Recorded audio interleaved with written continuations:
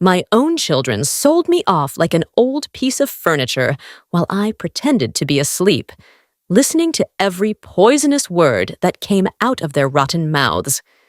When the old woman dies at the assisted living community, we'll split everything 50-50, Ryan whispered to Paula as he counted the cash he'd just taken from my safe.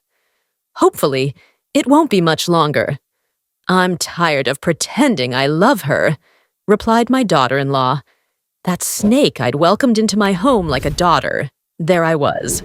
Eleanor, 66 years old, hiding behind my own bedroom door, watching as my children planned my demise like they were planning a vacation. If you're watching this video, please like, subscribe to the channel, and tell me in the comments where you're watching my story of revenge from. I want to know how far it has reached. Brooke had my will in her filthy hands, laughing because she thought I had hidden it well. Look at this, brother. It says she's leaving everything to us, split evenly. Good thing she never found out we'd already read it. The smell of betrayal filled my house, mixing with Paula's cheap perfume and the cigarette smoke Ryan was blowing over my green velvet sofa. I knew I'd bought it when they were children, and I still believed in family love. The light from the crystal lamp, which had been my mother's, illuminated their demonic faces as they divided my life like butchers. The retirement community in Florida is already paid for 6 months, Brooke said, checking her phone. By the time the money runs out, she'll be so far gone she won't even know what's happening. The three of them laughed like hungry hyenas, and I felt something dying inside my chest. It wasn't my heart. It was my faith in humanity. Paula took my pearl necklace from the jewelry box, the same one that had belonged to my grandmother, and put it on in front of the mirror as if it were already hers. This will go perfectly with my dress for my sister's wedding, she murmured, caressing each pearl that had more history than her entire family combined. Ryan clapped like a seal. You look beautiful, my love. That necklace always looked better on you than on the old woman. The word old woman came out of my own son's mouth like a spitball. That child I raised with love, who I fed with my own milk, who I cared for when he had pneumonia and the doctor said he might die. That same child was now calling me an old woman, as if I were trash to be thrown away. My body trembled with suppressed rage as I watched Brooke open my photo albums and throw them into the trash can one by one. 40 years of memories, of first smiles, of first steps, of happy birthdays. All of it went straight into the garbage as if it had never existed. Why would she need photos where she's going? She said with a cruelty that chilled my blood. Ryan opened my laptop and began checking my bank accounts with a smile that churned my stomach. Look at this. The old woman has more money than we thought. We can buy that penthouse apartment on the beach Paula's always wanted. My daughter-in-law jumped for joy like a spoiled child. Yes! And we can also take that trip to Europe we could never afford. Europe with my money, an apartment with my work, luxuries with my sacrifice, all paid for with the blood of a woman who killed herself working to give them a better life, who forgot about herself so they could have everything. And this was how they paid me back, planning my exile while spending my inheritance before I was even dead. The living room clock struck 11 at night when Paula asked, "What if the old woman resists tomorrow?" Ryan laughed with a malice that made me shiver. "It's all arranged. Dr. Morris is going to help us. We'll say she has senile dementia and can't care for herself. The papers are already ready." Dr. Morris, my trusted physician, the same man who had cared for my health for 15 years, was also in on the plot. The man I trusted with my aches, my fears, my medical secrets. He had betrayed me for a few dollars. My own doctor was going to certify that I was crazy to justify my forced institutionalization. That night, I couldn't close my eyes. I stayed awake in my bed. That bed where I had mourned my husband's death, where I had dreamed of watching my grandchildren grow, where I had planned to grow old with dignity. Now that bed felt like a coffin where I was waiting for my burial in life. Morning arrived like a death sentence.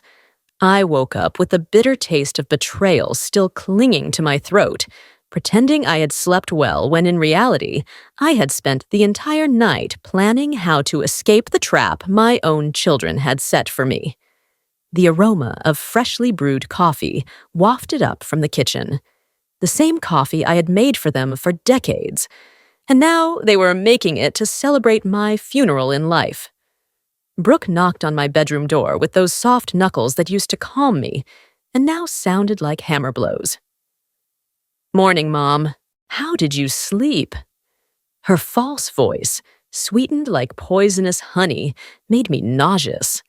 I got up slowly, feigning the fragility they wanted to see, while inside I was seething with pent-up rage. I went downstairs, holding on to the handrail like a helpless old woman. Every step was calculated so they wouldn't suspect that I had discovered their diabolical plan.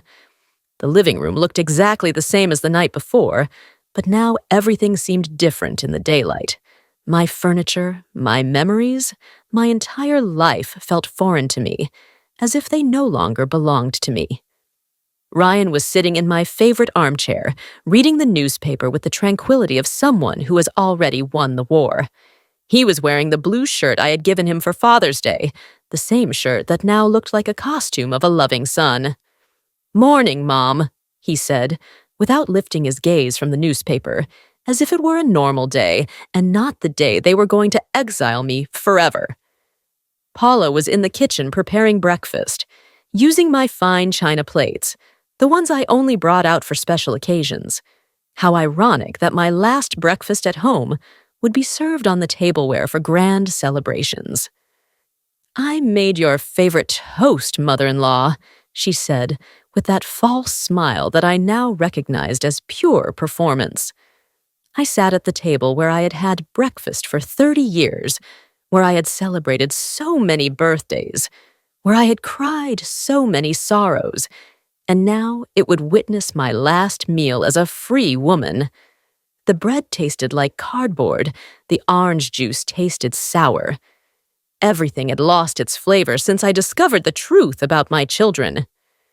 "Mom, we have a surprise for you," Brooke announced with that sing-song voice she used when she was a child and had done something mischievous.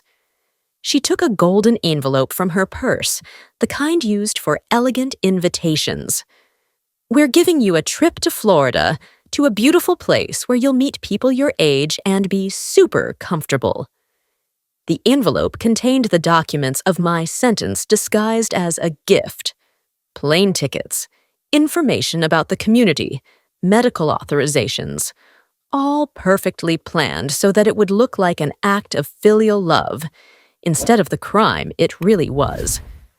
The photos of the place showed perfect gardens and bright rooms, but I knew it would be my gilded prison. "I don't want to go anywhere," I said with the firmest voice I could muster. "I'm fine here in my home." Ryan slammed the newspaper onto the table, making the cups tremble. "Mom, you can't live alone anymore. Yesterday you forgot to turn off the gas. You could have caused an explosion." A lie.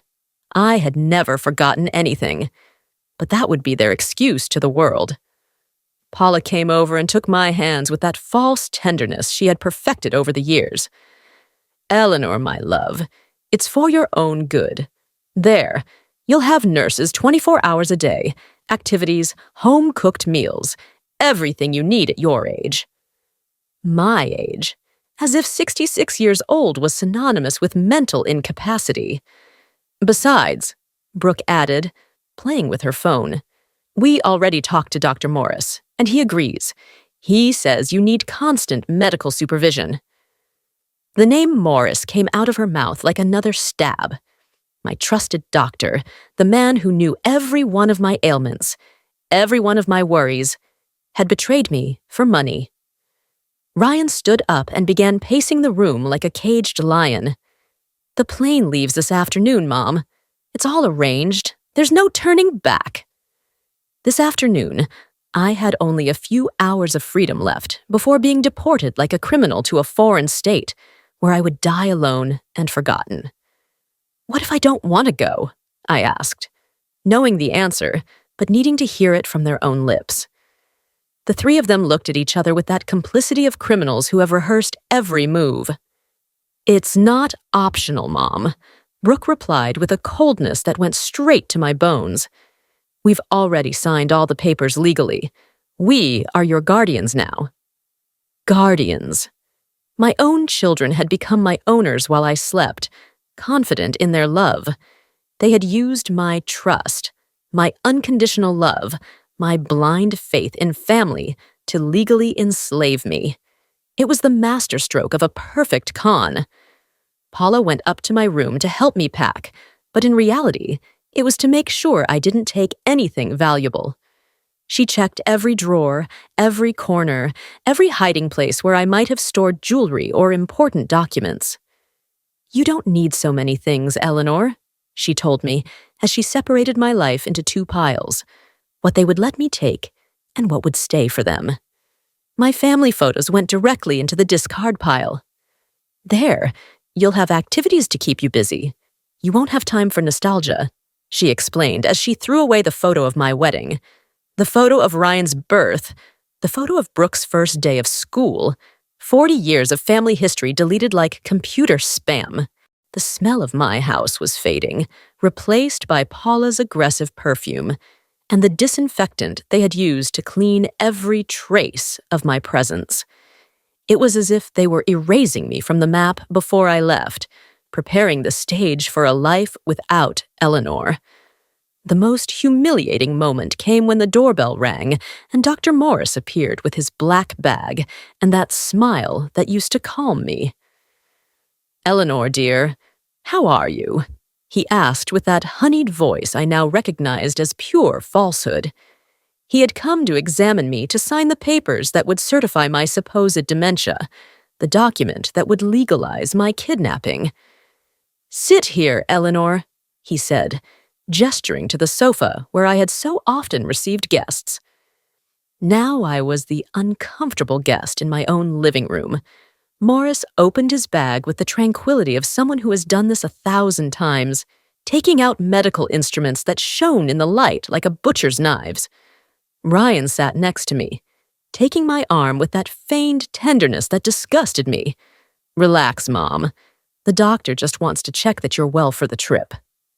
The trip. What a pretty word to disguise a forced exile.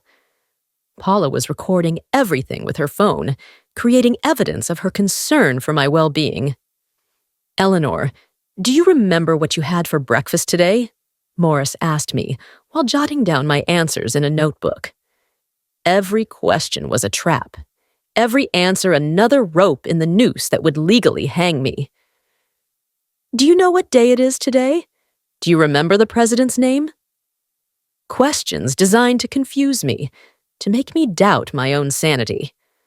Brooke came over with fake tears streaming down her cheeks. "Doctor, yesterday, she forgot to turn off the stove. We are very worried. We don't know what else might happen." Lie after lie, building an alternative reality where I was a senile old woman who needed to be institutionalized for her own good. "Besides," Paula added with an act worthy of an award, "last night we found her walking around the house in her pajamas, saying there were thieves. We think she's having hallucinations." Hallucinations? What an irony! The only thieves in this house were the three of them, stealing my dignity in broad daylight. Morris nodded with the false wisdom of someone who had already made the decision before doing the exam. "It's normal at this age, Eleanor. The brain deteriorates, and you need constant supervision." My brain was perfectly fine, well enough to discover their plan and plan my revenge. "But doctor," I said with the most trembling voice I could fake, "I feel fine here at home. I don't want to go anywhere." My words bounced off the walls like screams into a void. No one listened to me. No one believed me. No one defended me. It was like being in a trial where all the judges had already decided my guilt. Ryan showed Morris a pile of papers he had taken from his briefcase. Notarized powers of attorney, medical authorizations, documents that rendered me legally incapacitated. "We have everything ready, doctor. We just need your signature to make it official." The signature that would bury me alive, that would turn me into a ghost of my own existence. "Eleanor, this is for your own good," Morris said, while signing each document with that golden pen that gleamed like blood-stained gold. "You'll be better cared for in Florida. You'll have company, activities, everything a person your age needs. A person my age, as if 66 years old was a terminal illness. Paula helped me put on my coat, that black coat I had bought for my husband's funeral, and that I would now use for my own social burial. You look beautiful, Eleanor. She lied to me while buttoning me up as if I were a small child. You'll make lots of new friends." The taxi was waiting outside with the engine running, like a hearse ready to take me to my final destination. Ryan carried my small suitcase, that suitcase that contained just the essentials to survive, while they stayed with a house full of memories and treasures accumulated over decades. Brooke hugged me at the door, and for a moment, just for a moment, I felt that perhaps there was a shred of true love in that hug. "We'll visit you soon, Mom," she whispered in my ear, but her words sounded hollow, like a politician's campaign promises. "Take good care of yourselves," I told them, looking at them one last time, standing at the door of my house, knowing that it would probably be the last time I would see them. Ryan raised his hand in a farewell gesture that seemed more like a papal blessing than a son's goodbye. The taxi slowly drove away down the street where I had lived my entire adult life, where I had raised my children, where I had planned to grow old, surrounded by family love. Now that street was becoming a memory, a mental photograph that I would have to keep forever. Paula was already in the garden watering my plants, as if she were the new owner of the house. Ryan had gone back inside, probably to start planning the sale of my furniture. Brooke waved goodbye until I lost sight of the house, feigning sadness until the last second. During the trip to the airport, the taxi driver tried to make conversation. "Vacation?" he asked, looking at me through the rearview mirror. "Something like that," I replied, because how could I explain to a stranger that my own children had sold me off like old cattle? How could I tell him that I was on my way to exile disguised as a gift? At the airport, Ryan handed me the travel documents like a travel agency employee. "Everything is in order, Mom. When you arrive, someone from the community will be waiting for you." Someone from the community. I didn't even know the name of the person who would receive me in my new prison, and I didn't care anymore. The plane took off, carrying my last vestiges of hope into the gray clouds that covered New York. An 8-hour flight to get to the place where my children had decided I would die alone. 8 hours to process that the family for whom I had sacrificed my entire life had betrayed me in the cruelest way possible. The flight attendant smiled at me with professional kindness while I pretended to read a magazine, but the words blurred between the tears I didn't want to shed.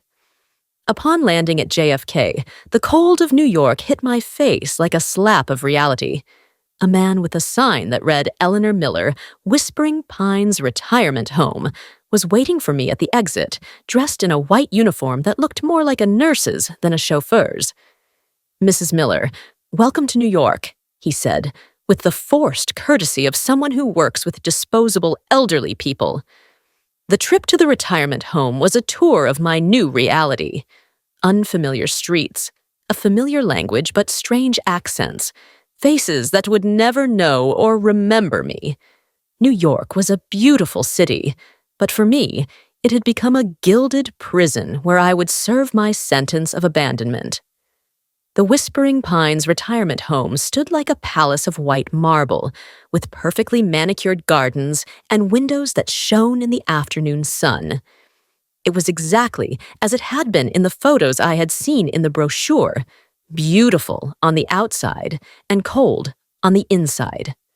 The director, a 50-year-old woman with a commercial smile, received me in the lobby as if I were a tourist arriving at a luxury hotel. "Mrs. Miller, it's a pleasure to have you with us," she said, while checking my papers with the efficiency of someone who processes human merchandise. "Your family has told us so much about you. You'll be very comfortable here. We have activities, physical therapy, entertainment, everything a person in your situation needs." My situation, as if being abandoned by your children, were a disease with a scientific name. I was assigned room 204, a small but clean room with a view of the garden, where I would spend my last years watching flowers grow that others had planted while my own children sold the flowers I had cultivated for decades. The first night at Whispering Pines was the longest of my life. The bed was comfortable, the food decent, the staff kind, but none of that could fill the emptiness I felt in my chest. There were seniors playing cards in the common room, others watching television, some painting landscapes, all of them pretending that being there was a choice and not a sentence. Mary, my roommate, was 80 years old and had been at the home for 3 years. "It hurts at first," she told me, as she got ready for bed. "But then you get used to it. Children have their own lives. We've done our time." Her resignation gave me more sadness than rage, as if she had accepted that being a mother was a temporary job with an expiration date. During the first few weeks, I tried to call Ryan and Brooke, but they always had excuses. "We're very busy with work, Mom. We'll call you next week. We can't talk right now." Little by little, I began to understand that my deportation also included my social death, my gradual elimination from their lives until I became a ghost of the past. The letters I wrote to them were returned unopened. The emails bounced back as if my address had been blocked. It was as if Eleanor Miller had died the day she boarded the plane, as if the woman who had raised, fed, educated, and loved them unconditionally had never existed. One afternoon, while I was walking through the gardens of the community, I heard a nurse talking on the phone about a resident whose family had sold her house without telling her. "It's what always happens," she said, with the naturalness of someone who has seen this 1,000 times. "They bring them here, and then they forget they exist." Her words chilled my blood, because I knew she was talking about me. That night, I decided to do something I should have done from day one: call my lawyer in New York. Patricia Harris had been my legal advisor for 15 years, a woman of integrity who knew all my assets, all my investments, all my important documents. If anyone could help me, it was her. "Eleanor, where are you?"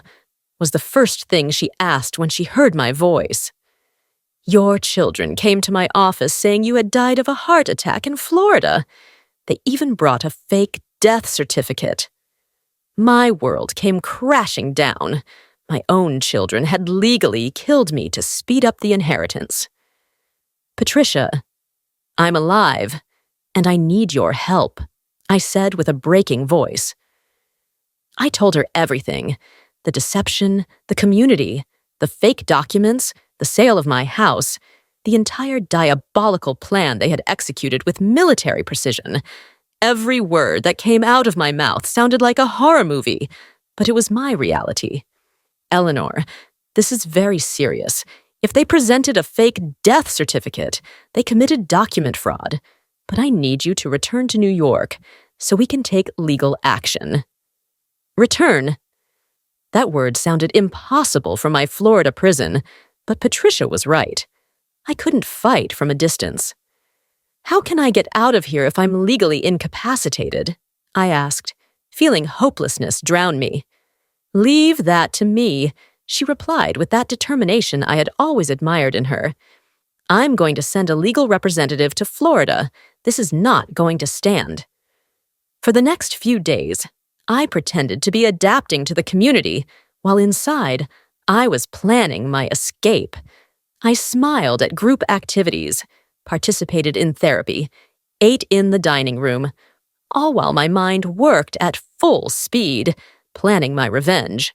Patricia's representative arrived the following week, a lawyer named Richard Miller, who reviewed all my documents and confirmed what we already knew. My institutionalization had been based on falsified papers and perjured testimonies. Mrs. Miller, you are here illegally.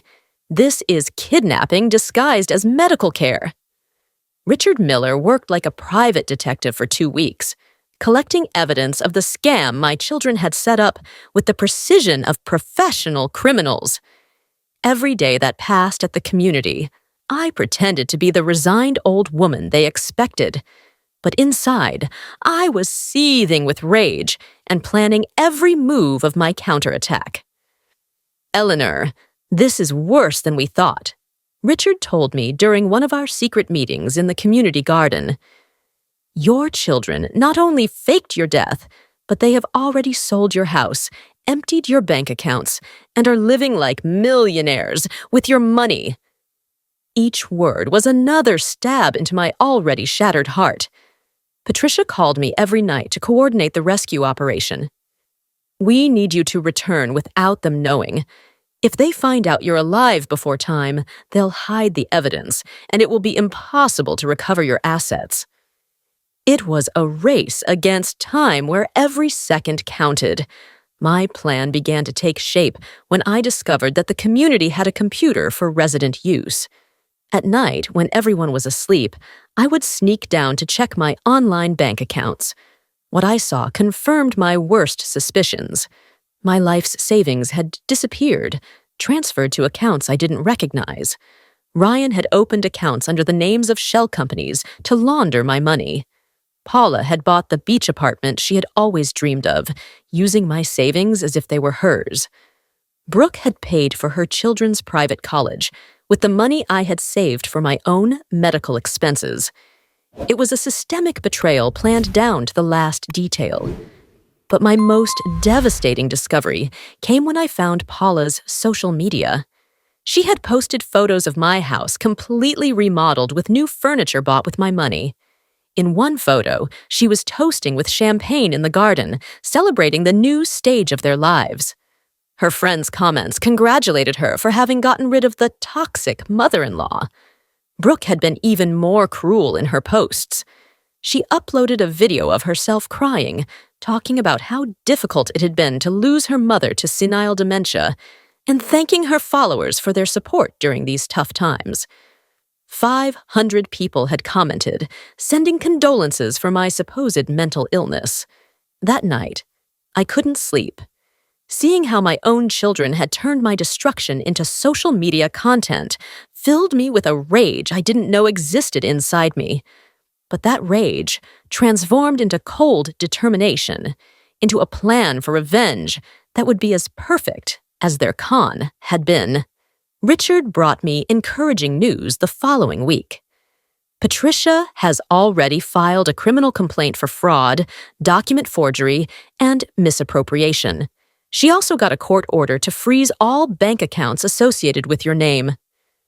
Justice was beginning to move, slowly but surely. But, Eleanor, he added seriously, we need you back soon. The investigation moves faster if you're present to testify.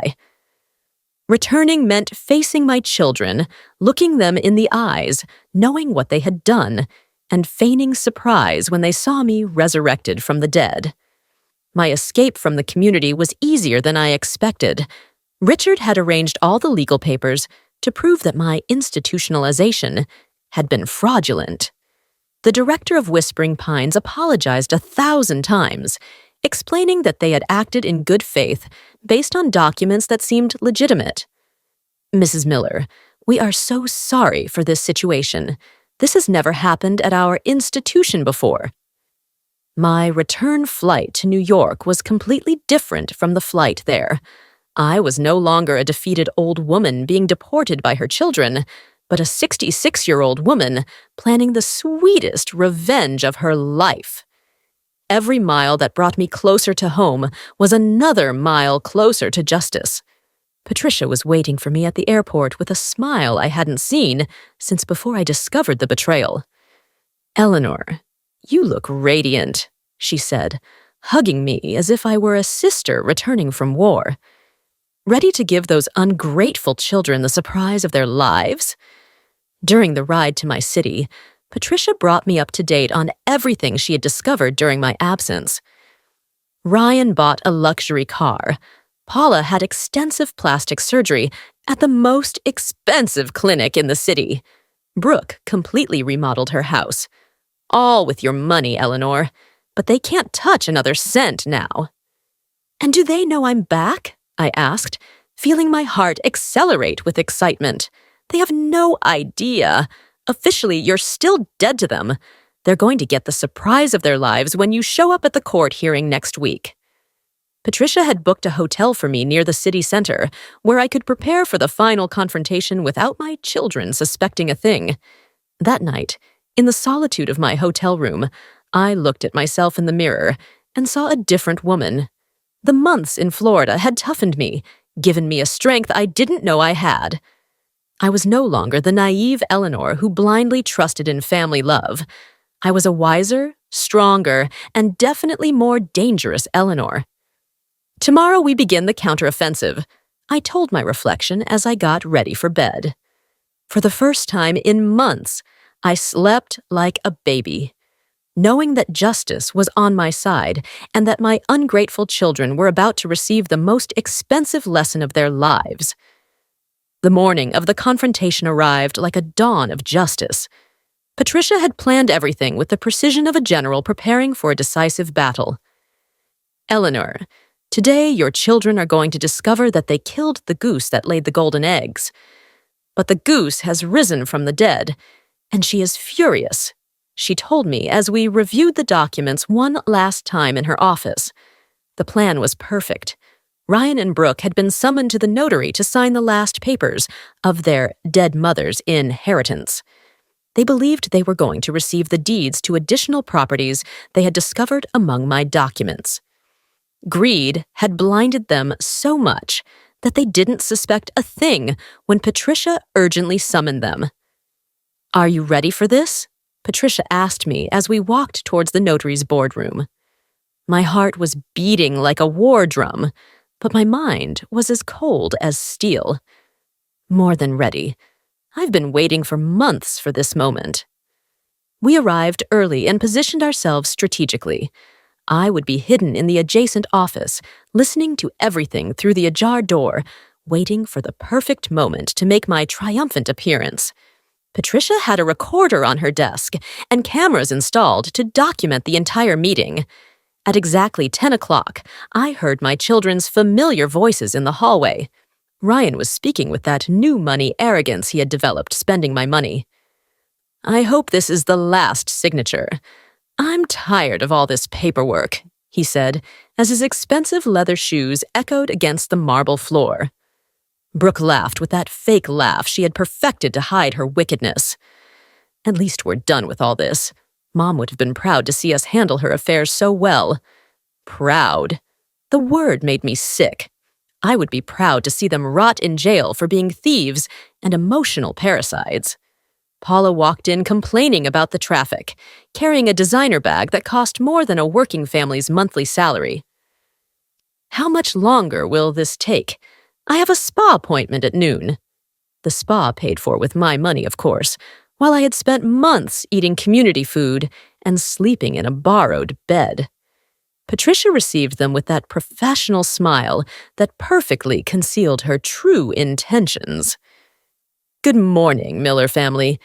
Thank you for coming so promptly. We have some important matters to resolve regarding Mrs. Miller's inheritance." "More matters?" Ryan asked with the impatience of someone who believes they have already won everything. "We thought we had finished with all the legal proceedings." His voice sounded annoyed, as if bureaucracy were a minor obstacle in his perfect robbery plan. "Well," Patricia replied, organizing the papers on her desk. "Some irregularities have come to light that we need to clarify before we can proceed with the final transfers." The word irregularities floated in the air like a bomb about to explode. Brooke leaned forward with that feigned curiosity she used when she wanted to appear innocent. "What kind of irregularities? We have been completely transparent throughout this whole process. Transparent as mud, I thought from my hiding place. You see," Patricia continued with the calm of a hunter stalking her prey, "we have received information suggesting that the death certificate you initially presented might have some inconsistencies." The sound of papers falling to the floor told me someone had lost control of their documents, probably Brooke, who had always been the more nervous of the two siblings when it came to maintaining elaborate lies. "It must be an administrative error," Paula stammered with that high-pitched voice she used when she was scared. "Hospitals make mistakes all the time, especially with foreign patients." Every word she said buried them deeper in their own legal grave. "How curious that you mentioned that," Patricia replied with a smile I couldn't see but could feel in her voice. "Because we also contacted the Whispering Pines retirement home directly in Florida, where your mother was supposedly institutionalized." Silence filled the room again, but this time it was different. It was the silence of the terror of criminals who feel the trap they themselves had built closing in. I could imagine their pale faces, their sweaty hands, their brains working desperately to find a way out. "And what did they tell you?" Brooke asked with a voice so small I could barely hear it from my hiding place. It was the voice of a child who knows they have been caught doing something very wrong. "They told us something very interesting," Patricia continued, savoring each word like a fine wine. "They told us that Eleanor Miller had been discharged 3 weeks ago and had returned to New York, very much alive, very lucid, and very upset about having been institutionalized based on falsified documents." The commotion that followed Patricia's words sounded like a symphony of panic. Chairs falling, muffled cries, footsteps running toward the door. But Patricia had locked it, and my dear children were trapped in their own snare, like rats in a labyrinth with no way out. "That's impossible!" Ryan yelled in a voice that was cracking like glass under pressure. "My mother is dead. We saw the certificate. We paid for the funeral." Every lie that came out of his mouth was another confession of his guilt. Every scream another proof of his desperation. Brooke began to hyperventilate. That choked sound she made as a child when we caught her in a lie. "Patricia, this must be a mistake. Mom died of a heart attack in Florida. We did everything according to the law. We consulted doctors. We followed procedures." Her voice was fading like smoke in the wind. "Procedures?" Patricia interrupted her with a coldness that filled me with pride. "Are you referring to the procedures where you falsified your mother's signature on notarized documents, or the procedures where you bribed a doctor to certify a non-existent dementia?" Paula tried to maintain her composure, but her voice was trembling like a leaf in a storm. "We acted in good faith. Eleanor was sick, confused. She couldn't take care of herself. Everything we did was for her own good." For my good. What refined cynicism, to wrap their greed in words of filial love. It was my moment, the moment I had dreamed of during all those cold nights, in the Florida retirement community, during all those days of humiliation and abandonment. I rose from my chair with the dignity of a queen returning to reclaim her usurped throne. I opened the door to the adjacent office and entered the boardroom like a ghost, returning to settle accounts with the living. The silence that followed my appearance was so absolute that I could hear the beating of my own heart and the sound of 3 souls collapsing into hell.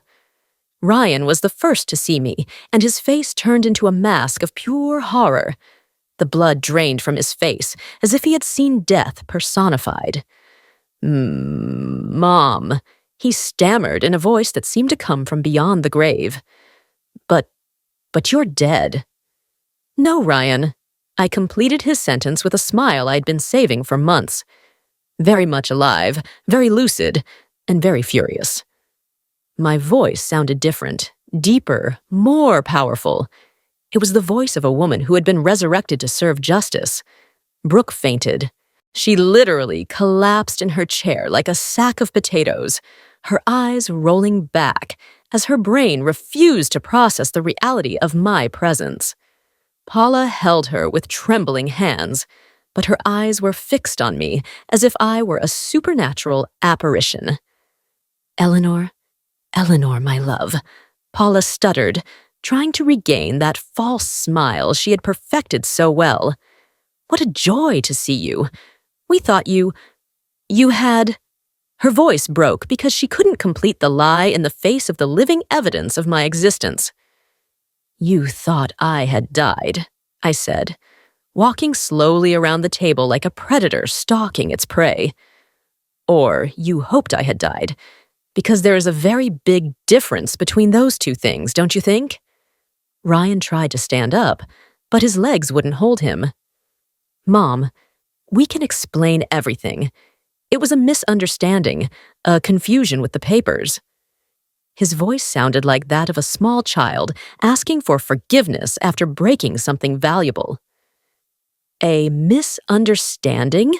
I repeated with a laugh that came from my soul, but it was not a laugh of joy, but of pure justice. Calling Dr. Morris to certify my dementia was a misunderstanding. Emptying my bank accounts was a misunderstanding. Selling my house was a misunderstanding. Patricia opened another folder and began to spread photographs over the table. They were screenshots of my children's social media, photos of their luxury purchases, videos of their celebrations, irrefutable evidence of how they had celebrated my supposed death while spending my money. Look at this, Patricia said, pointing to a photo of Paula, toasting with champagne. Here's Paula celebrating her new life the same day you institutionalized me in Florida. Was that also a misunderstanding? Brooke had regained consciousness, but seemed to be in shock. Her eyes moved from my face to the photographs, as if trying to process two incompatible realities. Mom, we thought it was what was best for you. The community was very nice. It had good care. What was best for me? I exploded with a rage I had been holding in for months. What was best for me was to die alone and abandoned in a foreign state while you spent my life savings. What was best for me was for you to fake my death to speed up the inheritance. Ryan tried one last desperate maneuver. Mom, everything can be fixed. We can give you everything back. The house, the money, everything. It was a mistake, a moment of confusion. His voice broke with every word, like a house of cards falling piece by piece. Give it back? I laughed with a bitterness that came from the deepest part of my heart. Are you going to give me back the months of humiliation? Are you going to give me back the nights I cried, thinking my own children had forgotten me forever? Are you going to give me back the trust I had in family? Patricia approached my children with a final folder, the thickest of all. This is the criminal complaint we have filed against you. Document fraud, misappropriation, falsification of public documents, and kidnapping. Each of these crimes has a minimum sentence of 5 years in prison. The sound that came from Ryan's throat was like the moan of a wounded animal. Paula began to cry, but they were not tears of repentance, but of self-pity. Tears for her ruined future, not for the harm they had caused me. Brooke was the first to try the path of supplication, falling to her knees in front of me as if she were a penitent, seeking divine absolution. Mom, please forgive us. We made a terrible mistake, but we're your family. You can't destroy us like this. Her tears wet the marble floor. But I had cried oceans in Florida, and my tears had run out forever. Family. I repeated the word as if it were a poison in my mouth. Families care for each other. They protect each other. They love each other unconditionally. You treated me like trash that had to be thrown as far away as possible. My voice sounded serene, but every word was loaded with months of accumulated pain. Ryan tried to approach me with his arms outstretched, as if a hug could erase months of betrayal. Mom, I know we made mistakes, but we can start over. We're your blood. You can't forget that. Blood? What an irony that he would mention blood when he had drained all of mine without anesthesia. My blood, I murmured, looking at him with a mix of pity and contempt. My blood that I nourished for 9 months in my womb, that I raised with love, that I protected from all the dangers in the world. And in the end, my own blood was what poisoned me. His words bounced against my ears like stones against a steel wall. Patricia spread the full inventory of everything they had stolen on the table.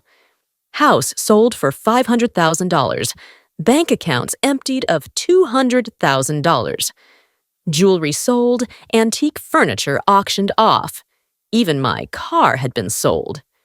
The total amounted to almost $750,000 that they had squandered in 6 months. Look at this detail, Patricia said, pointing to a specific line of the document. They spent $15,000 in a single night at a casino in Las Vegas. $15,000 that Eleanor had saved by working 18-hour days for years. Every number was another stab at my wounded dignity. Paula tried the victim strategy. Eleanor, I just followed my husband. Wives have to support their husbands. I never wanted to hurt you. How convenient to become a victim when they had been my executioners for months. Marital support? I confronted her with a look that could melt steel. Is it marital support to record videos crying about my supposed dementia while you were spending my money on plastic surgery? Is it marital support to post on social media that you had gotten rid of the toxic mother-in-law? The color drained completely from Paula's face when she realized we had seen her posts. Her mask of a loving daughter-in-law fell apart like a castle of wet cards.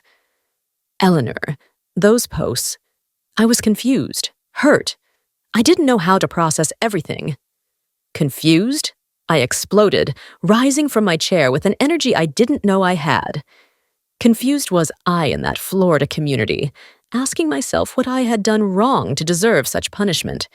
Confused was I when the letters I sent you came back unopened. Ryan made his last desperate attempt at emotional manipulation. Mom, think about the grandchildren. They love you. They can't grow up knowing their grandmother put their parents in jail. The grandchildren. Of course, he would use the children as a human shield in his last resort. The grandchildren, I repeated with infinite sadness. The same grandchildren you told that I had died. The same grandchildren who cried at my fake funeral while you pretended to be sad. Are you going to explain to them that their grandmother came back from the dead or that their parents are liars? Patricia then revealed the final blow. Eleanor, there's something else you need to know. We found evidence that this wasn't a spontaneous decision. You've been planning her institutionalization for at least 6 months. We have emails between them discussing how to divide up your inheritance since January of this year. The silence that followed was sepulchral. 6 months. They had been planning my exile for half a year, smiling to my face while they secretly plotted my destruction. Every hug, every "I love you, Mom," every smile had been a performance while they prepared my burial in life. 6 months, I repeated, feeling something break definitively inside my heart. 6 months of pretending to love me while planning how to get rid of me. 6 months of Judas kisses on my cheek. It was the most perfect, the cruelest, the most calculated betrayal. Brooke tried one last desperate lie. Mom, Those emails were misinterpreted.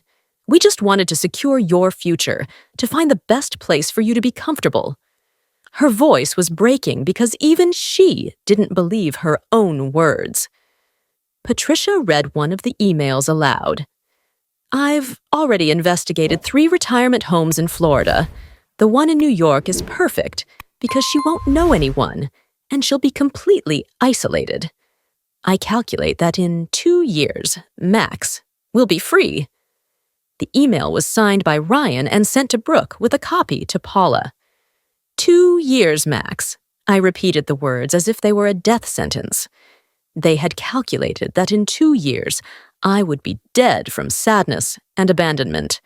What mathematical precision to measure the agony time of their own mother. My voice sounded hollow, as if it came from a grave. Eleanor, Patricia said, taking my arm with the tenderness my own children had denied me. Do you want to proceed with the criminal charges, or would you prefer we resolve this civilly? It was my moment to decide between legal justice and personal revenge. I looked at my 3 executioners trembling in front of me, hoping that my maternal love would be stronger than my thirst for justice. For 66 years, I had been Eleanor the mother, Eleanor the protector, Eleanor the one who forgives everything. But that Eleanor had died in that Florida retirement community. Proceed with all the charges, I said, with a firmness that surprised me. I want them to pay for everything they did to me, every tear, every sleepless night, every moment of humiliation. It was my complete resurrection, my transformation from victim to avenger. 6 months after that day at the notary, I get up every morning in my new house by the ocean, a house I bought with the money I recovered from my traitorous children. The sound of the waves crashing against the rocks is the only music I need to accompany my morning coffee, served in porcelain cups that I chose myself, without the pressure of pleasing anyone but me. Justice moved slowly but surely. Ryan was sentenced to 8 years in prison for aggravated fraud and document forgery. Paula received 6 years as an accomplice, and her beach apartment was seized to pay for restitution. Brooke, considered less culpable, received 5 years of probation and community service at a retirement home. What poetic irony that she now has to care for abandoned elders every day. I recovered every cent of my stolen money, plus the interest and penalties that the judge considered fair.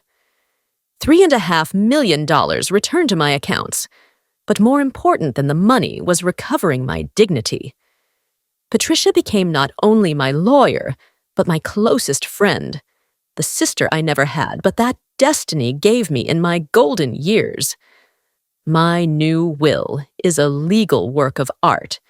All my assets will be divided among 5 charitable organizations that help elderly people abandoned by their families. My children will receive exactly $1 each to buy a stick of gum and remember the bitter taste of betrayal, as I wrote in a special clause that Patricia drafted with a malicious smile. Letters of supplication arrived for months, first from prison, then through lawyers, then through mutual friends who tried to be mediators. All of them ended up in the same fireplace where I burn logs every night while reading books I never had time to enjoy when I was a dedicated mother. The fire consumes their words just as they consumed my love. The grandchildren were the most difficult to process. Their other grandparents gradually explained the truth to them, and now they understand that Grandma Eleanor is not dead. But she is also not available to those who betrayed her. It's a tough but necessary lesson about the consequences of family actions. I hope that one day they will understand that I protected their ethical future more than their emotional comfort. My daily routine is simple and perfect. I wake up with the sun. I water the plants in my garden that grow freely without the pressure of impressing fake visitors. I read for hours in my hammock under the shade of a tree I planted the day I moved here. In the afternoons, I paint watercolors of the seascape, something I always wanted to do but never had time because I was busy being the perfect mother to imperfect children. The neighbors know me as Ms. Eleanor, the mysterious lady who came from the city with a story that no one fully knows, but that everyone respects. I greet them cordially. I help when they need me, but I maintain my privacy as a treasure I learned to value after decades of family invasion. Dr. Morris, my treacherous doctor, lost his medical license and faces criminal charges for falsifying medical documents. His office closed, his patients abandoned him, and he now works as a medical insurance salesman. Life has its own way of serving justice beyond the courts. At night, when the sun sets, painting the sky orange and pink, I sit on my terrace with a glass of red wine and reflect on the woman I was and the woman I became. The first lived for others, sacrificed everything for family love. She believed that being a mother was synonymous with being a martyr. The second lives for herself. She loves without sacrificing and understands that respect is earned with clear boundaries. I feel no resentment. Resentment is a poison you take, hoping others will die. And I chose to live fully instead of dying slowly from bitterness. I feel justice. I feel peace.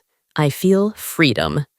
My children taught me the most valuable lesson of my life, that unconditional love only works when it is reciprocal. Sometimes people ask me if I miss them. The answer is complex. I miss the children they were, not the adults they became. I miss the illusions I had about them, not the reality of what they proved to be.